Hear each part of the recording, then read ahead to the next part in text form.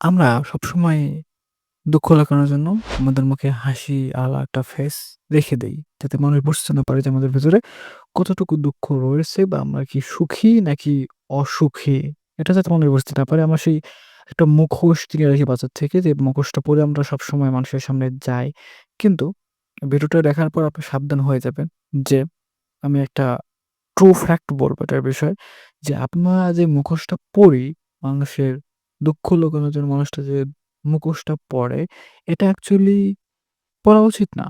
কারণ আপনি যে মুখোশটা পড়তেছেন একটা সময় সেই মুখোশই আপনার আসল যে ফেস, আসল যে আপনার চরিত্র, আপনার আসল যে ক্যারেক্টার, সেই ক্যারেক্টারকে ধ্বংস করে একদম গিলে খেয়ে সেই মুখোশটাই আপনার তখন ক্যারেক্টার, আসল চরিত্র হয়ে যাবে। সো সাবধানতা অবলম্বন করবেন নিজের মুখোশটা পড়ার ক্ষেত্রে। ঠিক আছে? ধন্যবাদ পুরো ভিডিওটা দেখার জন্য। আর এরকম ভিডিও পাওয়ার জন্য অবশ্যই আমাদের দ্য ফিলোসোফার এর পাশে থাকবেন। ধন্যবাদ।